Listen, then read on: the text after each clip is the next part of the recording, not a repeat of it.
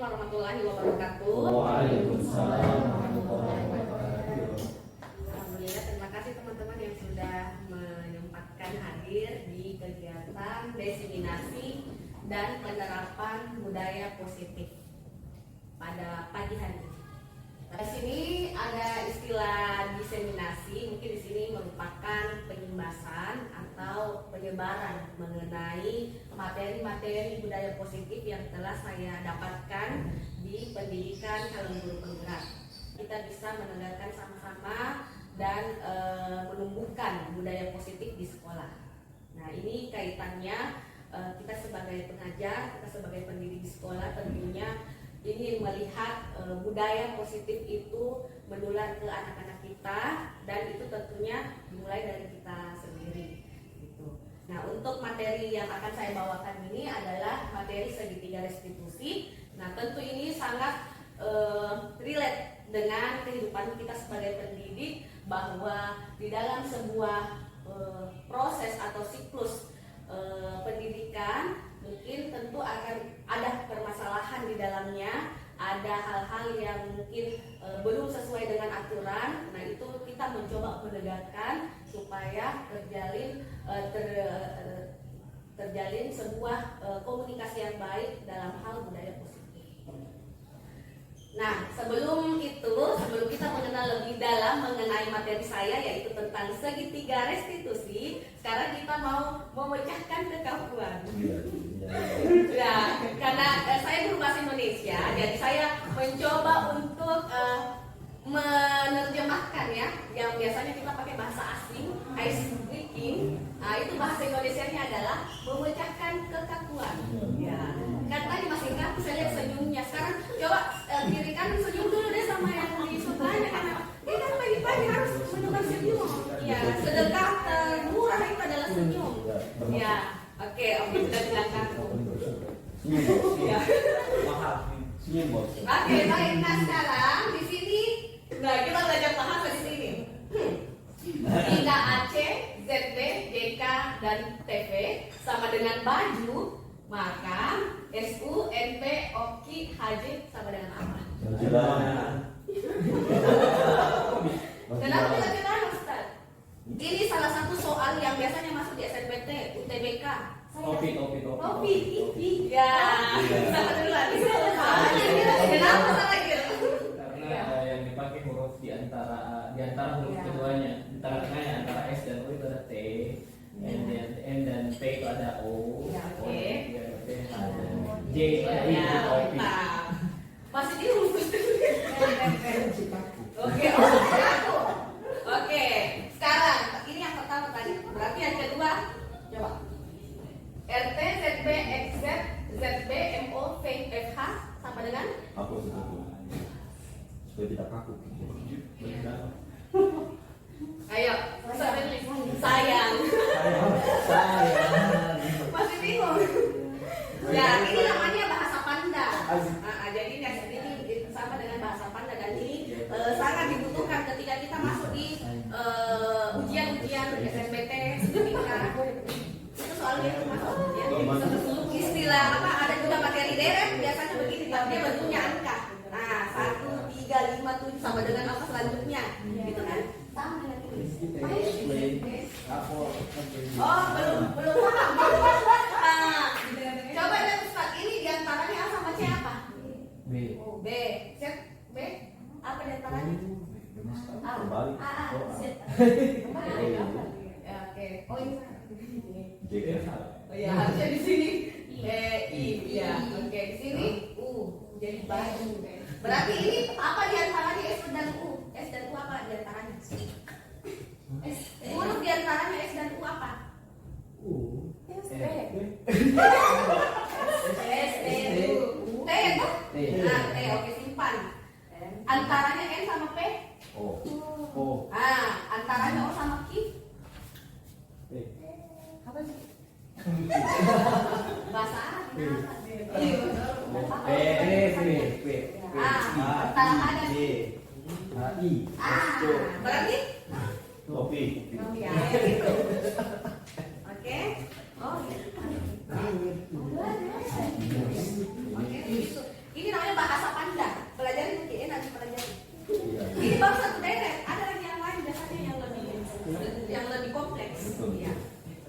Oke, nah sekarang kita masuk ke sini. Nah di sini ada budaya positif. Nah yang kemarin saya pelajari itu di lokakarya kedua ada 5 budaya positif. Ada konsep disiplin positif, ada posisi kontrol, ada keyakinan kelas, ada kebutuhan dasar manusia, dan segitiga restitusi. Sebenarnya kalau saya pelajari kemarin selama ikut CBP, ini menjadi materi favorit untuk saya. Kenapa? Karena learning by doing sebenarnya. Karena sambil saya pelajari, sambil saya juga melakukan. Karena at least saya sebagai manusia biasa juga kadang belum positif-positif amat. Ya. Ya. Oke. Nah, lanjut. Nah, di sini kita akan bahas tentang segitiga restitusi. Nah, di sini segitiga restitusi saya akan menjelaskan karena ini sebenarnya penting untuk kita lakukan. Dan penerapannya sebenarnya kalau kita lebih dalami itu bukan hanya di kelas atau kepada siswa kita terapkan, tapi kepada anak kita juga. Kadang saya bahkan ke anak-anak di rumah, saya mencoba melakukan restitusi ini, ya. Nah, sekarang Bapak Ibu lihat foto-foto ganteng dan cakep ini. Ini adalah siswa-siswa kita, ya. Masya Allah, ini adalah generasi masa depan yang harus kita didik, yang harus kita tanamkan budaya positif dalam dirinya. Nah, di sini ada quotes. Setiap manusia pasti memiliki kesalahan, dan itu sudah pasti. Karena manusia bukanlah malaikat yang selalu benar, dan iblis pula yang selalu salah. Nah, kadang kita melihat siswa kita melakukan kesalahan, ibaratnya kita sudah melihat suatu kebesaran kesalahan yang sangat fatal, yang menurut kita sangat minus dari mata kita, padahal sebenarnya mereka juga manusia. Nah, di sini dalam konsep segitiga restitusi juga sebenarnya kalau kita lebih dalami sambil kita pelajari segitiga restitusi, ternyata ada konsep Islam yang kita pelajari juga, yaitu tabayun. Nah, kenapa? Karena kadang kita melihat menjustifikasi anak-anak salah, kemudian kita langsung menjustifikasi dia memang salah, padahal kita belum melihat secara mendalam. Nah, sehingga kita juga mungkin jangan dulu manul sebelum kita tabayun, gitu. Jangan langsung menghakimi sebelum kita melihat dari segi mana kita memandang kesalahan itu, dan dari berbagai perspektif. Makanya kadang kalau ada anak-anak salah, misalnya ada anak-anak yang dari informasi bahwa dia melakukan kesalahan atau melanggar tata tertib di sekolah, kadang saya tidak langsung, kenapa kamu gini, langsung dimarahin, tidak. Tapi kita mencoba untuk mendengarkan, kemudian menganggap juga itu adalah sebuah perspektif mereka, sehingga kita cari perspektif lain di luar sana yang untuk mencari kebenaran yang seperti apa yang seharusnya ada. Jadi tentu ini mengenai bagaimana kita menghadapi kesalahan siswa, bagaimana kita menyikapi ketika siswa melanggar aturan, ketika siswa itu tidak sesuai dengan tata tertib yang berlaku. Nah, jadi sebenarnya di sini lebih kepada sikap kita, ya. Hidup bukan untuk tidak bersalah, tapi untuk memperbaiki kesalahan itu. Nah, di sini ada istilah restitusi. Kalau kita ambil dari KBBI, istilahnya itu ganti kerugian atau pembayaran kembali. Tapi kalau dalam konsep pendidikan, restitusi itu adalah sebuah cara untuk menanamkan disiplin positif pada siswa tanpa menghakimi, melainkan dengan cara memberikan kesempatan kepada siswa secara bebas untuk memperbaiki kesalahan mereka dengan cara dan kesadaran mereka sendiri. Jadi ketika ada kesalahan, itu tadi kita kembali kepada konsep tabayun kalau dalam konsep Islam. Ya, itu impaknya mungkin di situ, ya. Mungkin ustaz-ustaz lebih paham tentang konsep tabayun, bahwa kita tidak bisa langsung menjustifikasi kesalahan itu, tapi harus melihat dari berbagai perspektif. Nah, di sini segitiga restitusi. Jadi kalau kita lihat tadi, pengertian restitusi adalah sebuah cara, strategi untuk menanamkan disiplin kepada siswa. Selanjutnya di sini ada segitiga restitusi. Kalau tadi restitusinya, sekarang ada segitiganya. Kalau segitiga berarti berapa sudutnya, Bapak Ibu? 3. Berarti ada 3 hal yang mau kita pahami dalam restitusi ini. Nah, di sini segitiga restitusi adalah proses menciptakan kondisi bagi murid untuk memperbaiki kesalahannya sehingga karakter mereka lebih kuat ketika kembali ke kelompoknya. Kemudian restitusi juga memberikan kesempatan kepada murid untuk lebih disiplin positif, memulihkan diri dari kesalahan sehingga memiliki tujuan yang jelas. Kadang ketika siswa melakukan kesalahan secara tidak sadar, mungkin kita tidak melihat secara gamblang bahwa mereka sebenarnya berputus asa dengan apa yang mereka lakukan. Mereka merasa kalah. Tapi disinilah poin kita, di sini posisi kita, bagaimana kita membangkitkan semangat mereka bahwa kesalahan itu bisa diperbaiki. Bukan tambah menjatuhkan, karena kalau mereka tambah menjatuhkan malah lebih fatal lagi akibatnya. Nah, di sini ada segitiga restitusi. Tadi yang saya bilang ada 3. Yang pertama itu adalah menstabilkan identitas, kemudian validasi tindakan, dan menanyakan keyakinan. Jadi urutannya adalah menstabilkan identitasnya, kemudian kita melakukan validasi tindakan yang salah, lalu kita menanyakan keyakinan. Jadi memang sebelum adanya segitiga restitusi ini, atau sebelum kita pahami konsep ini, sebenarnya kita harus kuasai dulu konsep keyakinan kelas, karena basis kita itu akan kembali ke sini, menanyakan keyakinan atau kesepakatan yang sudah terjalin sebelumnya. Gitu. Jadi sebenarnya awalnya ini materi yang awal itu tentang keyakinan kelas dulu, tapi tidak apa-apa. Saya rasa juga mungkin materi seperti ini kita sudah pernah dapatkan, atau ini mungkin ini hanya penguatan saya. Nah, yang pertama ini menstabilkan identitas. Jadi di sini menstabilkan identitas ketika seseorang dalam kondisi emosional, maka otak itu tidak akan mampu berpikir secara rasional. Saat inilah kita menstabilkan identitas anak. Anak kita butuh tenang dan mencari solusi untuk menyelesaikan permasalahan. Jadi ketika ada masalah yang dihadapkan, kita tidak bisa langsung menjustifikasi, kamu memang salah, nakal kamu, gitu. Jangan. Tapi kita mencoba untuk menstabilkan identitasnya, memahami kondisinya, ya. Jadi bagian dasar ini adalah bagian dasar menstabilkan identitasnya. Jadi anak yang melanggar peraturan karena sedang mencari perhatian adalah anak yang sedang mengalami kegagalan. Dia mencoba untuk memenuhi kebutuhan dasarnya, namun ada lebih kurang. Karena anak-anak itu melakukan kesalahan karena bukan karena mereka menginginkan itu, tapi kadang selain mencari perhatian, mungkin ada hal lain yang mungkin bentrok dengan pemahamannya yang tidak sesuai. Nah, bagaimana contoh kalimat? Kita masuk kepada contoh kalimatnya. Ketika melakukan kesalahan, kita mungkin langsung bisa mengatakan bahwa berbuat salah itu tidak apa-apa. Atau misalnya tidak ada manusia yang sempurna. Nobody's perfect, bahasa Inggrisnya. Kemudian kita bisa menyelesaikan ini. Jadi kita menstabilkan dulu kondisi yang ada. Kita mencoba meredam kegagalan yang dirasa oleh si anak ini. Gitu. Ya, jadi ada beberapa kalimat-kalimat contoh yang kita bisa pahami di sini. Kamu berhak merasakan itu. Jadi divalidasi dulu, stabilkan dulu identitas keadaannya. Kemudian yang kedua adalah memvalidasi tindakan yang salah. Jadi di sini seorang guru harus memahami kebutuhan dasar yang mendasari tindakan anak berbuat kesalahan. Jadi kita harus pahami dulu 5 kebutuhan dasar. Jadi sebenarnya anak-anak itu punya 5 kebutuhan dasarnya, nanti mungkin disampaikan di para. Kemudian teori kontrol, semua tindakan manusia baik atau buruk pasti memiliki maksud atau tujuan tertentu. Jadi ketika kita menolak anak yang berbuat salah, dia akan tetap dalam masalah. Yang diperlukan adalah kita memahami alasan melakukan hal tersebut sehingga anak merasa dipahami. Contohnya apa?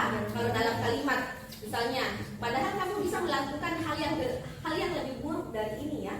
Nah, jadi seolah-olah misalnya mereka melakukan vandalisme di kelas, mencoret-coret mungkin dengan kertas, atau mencoret-coret di bangku, atau misalnya mengganggu teman sampai temannya nangis misalnya. Nah, kita mencoba untuk validasi tindakannya bahwa itu memang salah, tapi bisa jadi kamu bisa melakukan hal yang lebih dari itu, tapi hebatnya kamu tidak sampai ke sana. Jadi dicoba dimerdekakan lagi perasaannya. Kemudian kamu boleh mempertahankan sikap itu, tapi kamu harus menambahkan sikap yang baru. Artinya kita validasi, ya. Nah, kamu patut bangga pada dirimu sendiri Ini yang saya coba lakukan kemarin pada anak Ibnu ketika dia memiliki masalah. Saya coba validasi tindakan salahnya bahwa oh kamu patut bangga sama dirimu karena mungkin kamu melakukan itu karena kamu mempertahankan harga diri, kamu tidak mau diinjak-injak oleh orang lain. Tapi coba dipikirkan lebih panjang, apakah tindakan itu memang bermanfaat untuk kamu selanjutnya atau merugikan orang lain. Ya, itu kembali lagi. Jadi tetap ketika divalidasi kembali ditanyakan si anak tersebut mengenai kelakuannya. Kemudian yang ketiga adalah kita tanyakan keyakinannya. Jadi sebelumnya di kelas mungkin sudah kita tanamkan, mungkin di kelas misalnya perwalian atau mungkin di mapel masing-masing ada keyakinan keras yang sudah kita buat atau kesepakatan yang sudah naik level menjadi keyakinan. Nah, itu kita kembali ke sana dasarnya, ya. Jadi ketika langkah 1 dan langkah 2 ini sukses dilakukan, maka anak akan siap untuk diumumkan dengan nilai-nilai yang dia percaya. Jadi misalnya dia sudah melakukan keyakinan, dia sudah tanda tangan bahwa sebelumnya dia akan saling menghargai. Tapi ketika suatu waktu dia melanggar aturan itu, nah kita kembali menanyakan keyakinannya, ya. Kemudian ini contoh-contoh kalimatnya. Apa yang kita percaya sebagai kelas atau keluarga, atau apa nilai-nilai umum yang kita telah sepakati. Nah, gitu. Jadi kembali ke sana ditanyakan keyakinannya. Berarti selama ini keyakinannya tidak berjalan dengan baik, ya. Mungkin ada contoh di sini. Saya akan kasih satu contoh dalam video melakukan segitiga restitusi. Jadi di sini ada Mia, anak wali saya. Seringkali kita mengumpulkan HP pada Ibu Anti selaku wali kelas pada saat pewalian. Nah, suatu ketika Mia kedapatan oleh Ibu Risma sedang bermain HP saat pelajaran biologi. Nah, Ibu Risma lalu menyita HP Mia dan memberikan kepada Ibu Anti wali kelas Mia. Nah, di sini saya sebagai wali kelas mencoba untuk melakukan segitiga restitusi pada Mia. Berikut videonya. Tolong jangan.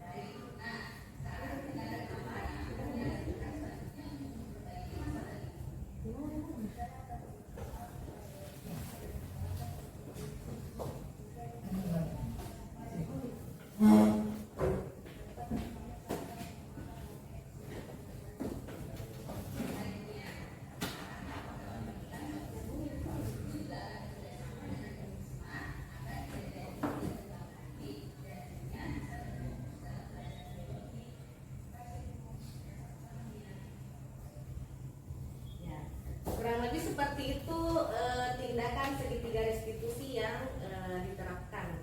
Kita tidak bisa menghakimi secara langsung si anak, kita kembali pada segitiga restitusi. Yaitu yang pertama adalah menstabilkan nilai-nilai.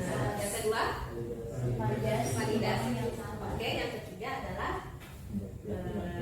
menanyakan lagi keyakinannya. Jadi sebelum diterapkan segitiga restitusi ini tidak bisa juga berjalan kalau tidak ada keyakinan kelas yang sebelumnya kita buat, karena tidak ada fondasinya, tidak ada tidak ada pegangan untuk kita juga melakukan atau memberikan, misalnya ada konsekuensi yang akan kita berikan ke anak. Tidak bisa karena tidak ada pegangannya, tidak ada aturan tidak ada aturan yang kita sepakati bersama. Jadi memang sangat penting adanya keyakinan kelas di setiap mata pelajaran kita ataupun di setiap kelas yang kita lakukan. Sama seperti mungkin di sekolah mungkin ada tata tertib, itu kan menjadi fondasi atau pegangan kita, sehingga untuk melakukan segitiga restitusi ini sangat enak, nyaman, karena sudah ada aturan sebelumnya yang sudah dipahami oleh siswa, dan itu yang kita anut di dalam proses pembelajaran atau ketika mereka berada di sekolah. Nah, mungkin itu saja yang bisa saya sampaikan mengenai segitiga restitusi. Mungkin ada pertanyaan dari Bapak Ibu sekalian? Ya, silakan Ibu Rizka.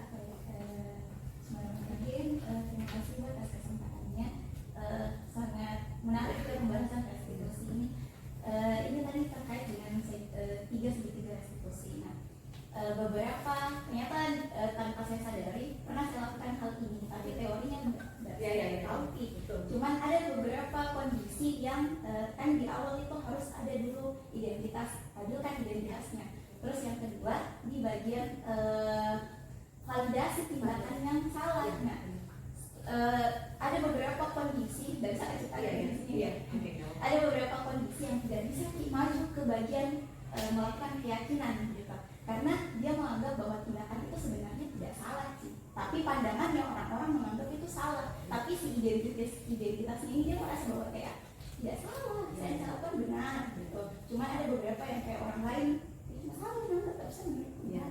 Jadi tidak pernah bisa sampai di sesi keyakinan gitu, tidak maju-maju. Apakah memang ada kondisi yang butuh waktu, atau harus dia yang cari sendiri solusinya, atau bagaimana Ibu? Seperti itu. Oke, baik, luar biasa pertanyaannya ya. Bapak, jadi sebenarnya kalau saya pahami segitiga restitusi ini tadi memang betul. Kadang pun saya juga ada di posisi seperti itu, bahwa di sini ya segitiga restitusi tadi saya kasih. Nah ini kita cuma ada di sini terus, tidak bisa sampai di sini. Ya memang karena saya kalau berdasarkan pengalaman dulu yang saya cerita, kenapa saya tidak bisa sampai di sini? Karena pertama tidak kuat keyakinan kelas. Nah, keyakinan kelas beda dengan kesepakatan kelas. Ya, kadang kalau kesepakatan kelas yang biasanya saya buat mungkin di tahun-tahun sebelumnya, masih banyak kalimat negasi di dalamnya yang tidak muncul nilai kebajikan. Nilai kebajikan itu nilai positif atau nilai yang yang lebih konkret. Kalau misalnya dari kesepakatan, mungkin muncul kesepakatan di kelas mungkin tidak bermain HP misalnya saat belajar. Kemudian tidak terlambat masuk di kelas. Kalau keyakinan kelas berbeda. Kalau keyakinan kelas itu jangan ada istilah negasi, ada kalimat negasi di dalamnya. Kalimat negasi itu kata tidak, jangan, usahakan konversi kalimat itu menjadi kalimat positif. Contoh, jangan bermain HP. Artinya apa kira-kira kalimat positifnya? Mengumpulkan HP pada satu pembelajaran. Jangan terlambat, berarti menjadi tepat waktu. Kemudian dikonversi lagi menjadi nilai kebajikan. Apa kalau misalnya nilai kebajikannya tidak terlambat? Artinya kan disiplin ya, atau tepat waktu. Atau misalnya tidak melakukan pembulian, itu kan masih kalimat negasi. Kalimat atau nilai kebajikan itu mungkin saling menghargai sesama teman atau sesama guru misalnya. Gitu. Jadi sebenarnya kenapa dia tidak sampai di situ, karena keyakinan yang tidak kuat. Dan kenapa ada perspektif yang berbeda tadi, misalnya temannya mengatakan itu salah, orang mengatakan itu semua salah, tapi dia menganggap egonya tinggi bahwa ini benar, karena fondasi keyakinannya memang yang tidak jelas gitu.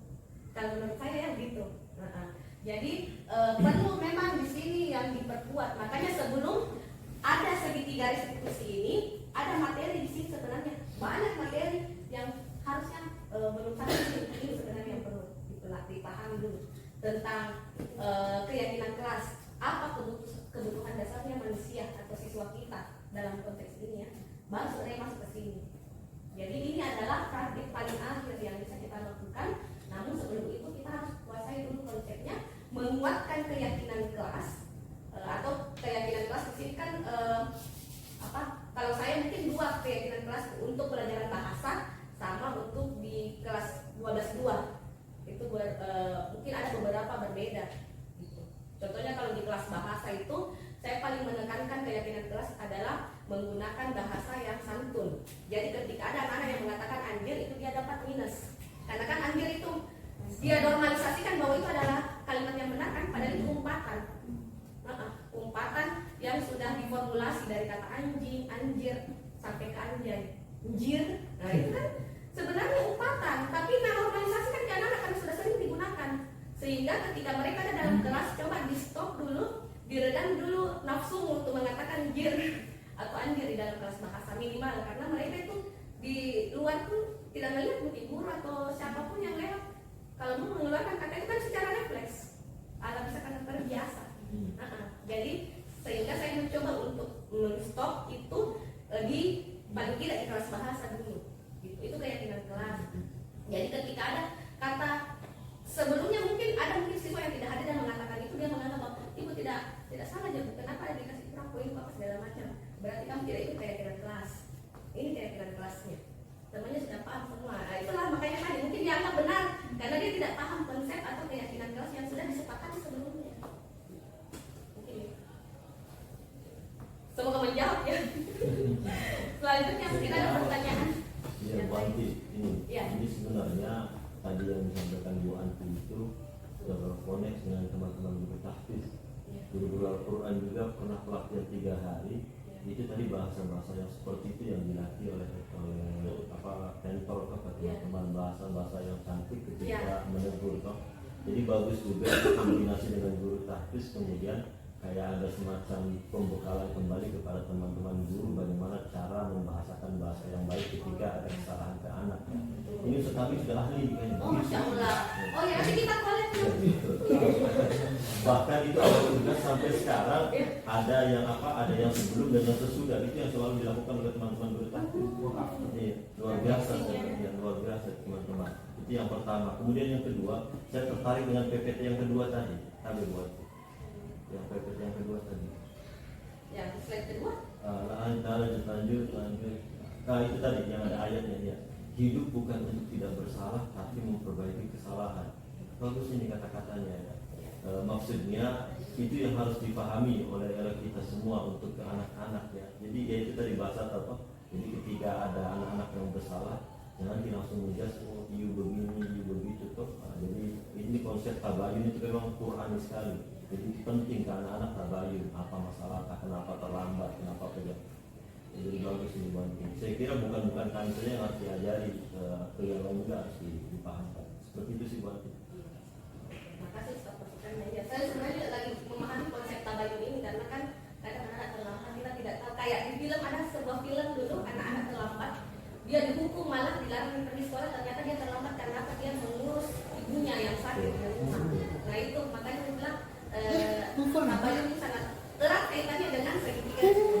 Saya coba kalau mungkin kita di kelas ada istilahnya integrasi imtak, saya mencoba memberikan integrasi imtak ke dalam segitiga. Oke, mungkin itu saja yang bisa saya berikan. Oke, makasih banyak kesempatan pada pagi hari ini. Semoga materi yang saya berikan meskipun secuil, tapi semoga dapat berimbas pada kita semua dan sama-sama kita menggerakkan budaya positif di sekolah. Saya akhiri. Wabillahi taufiq wal hidayah. Assalamualaikum warahmatullahi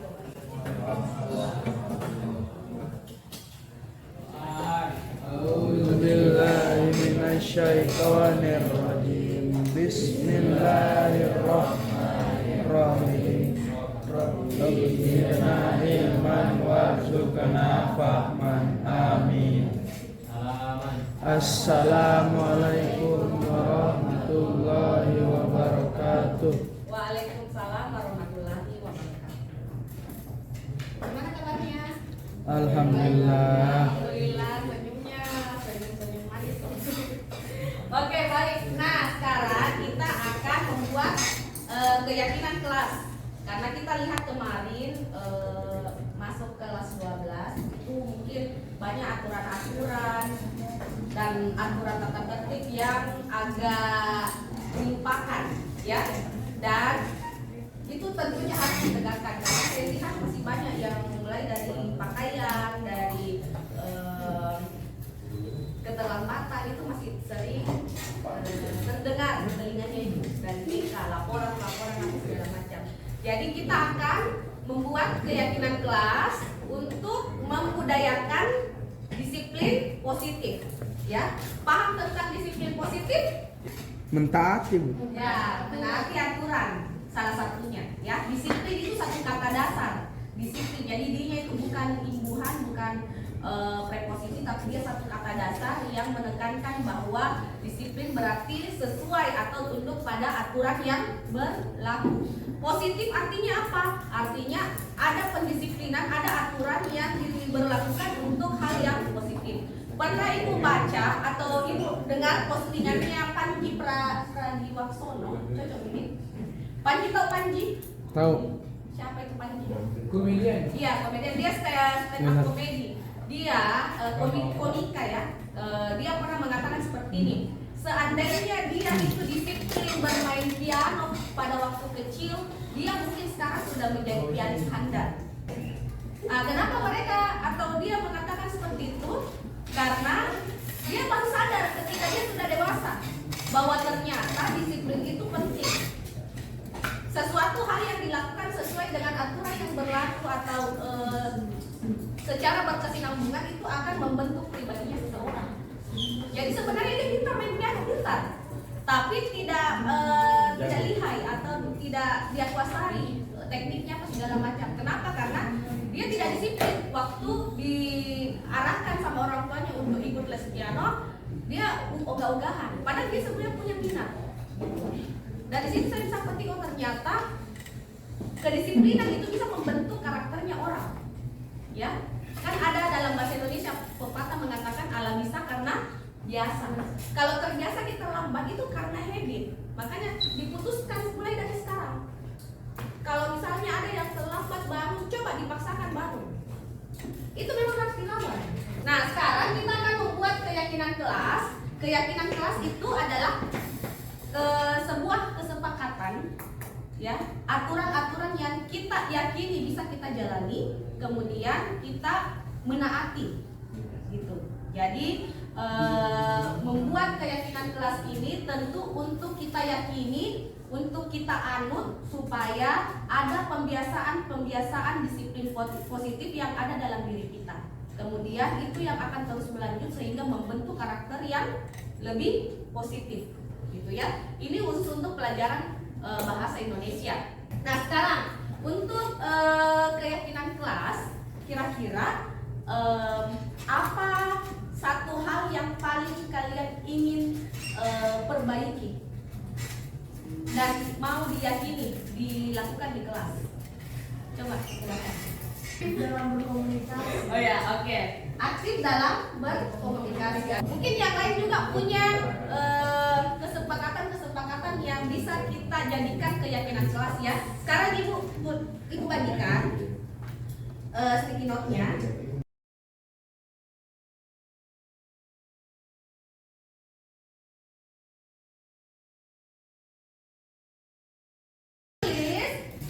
Aturan atau kesepakatan kelas yang menurut kalian perlu untuk diyakini, ya. Silakan. Kalau sudah ditulis, silakan ditempel di papan keyakinan kelas ini. Oke, silakan ditulis kemudian ditempel.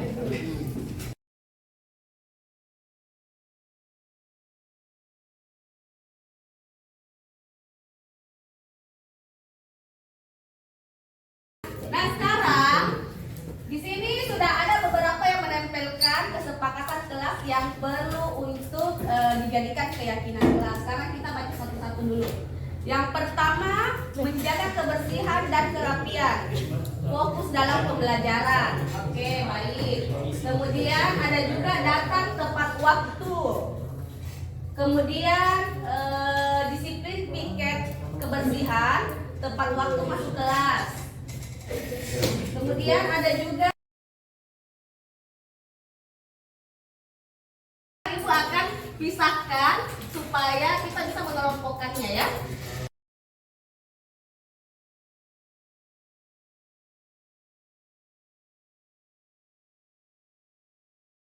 Nah sekarang berdasarkan hasil yang kita lihat tadi ada 8 keyakinan kelas yang mirip ya atau yang sama, jadi ibu akan satukan. Ada 8 keyakinan kelas yang telah kita pilih. Yang pertama adalah aktif dalam berkomunikasi dan berdiskusi. Sepakat ya? Yang kedua, tetap menjaga kebersihan meja masing-masing. Sepakat ya?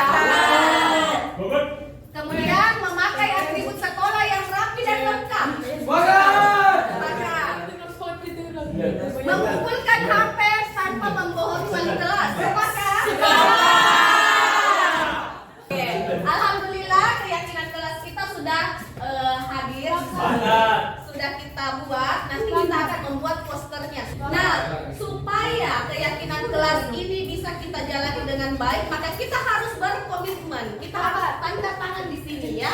Ini sudah ada tempat untuk tanda tangan. Ini artinya kita harus menaati apa yang sudah menjadi keyakinan kelas kita. Gitu.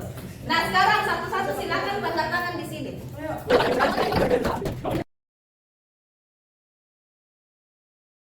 Karena kita sudah melakukan tanda tangan untuk komitmen keyakinan kelas, maka berakhir pula sesi untuk membuat keyakinan kelas ini. Semoga apa yang kita lakukan hari ini bisa menjadi awal dari langkah kita menjalankan disiplin positif. Saya akhiri, Ibu akhiri. Wabillahi taufiq wal hidayah. Assalamualaikum warahmatullahi wabarakatuh.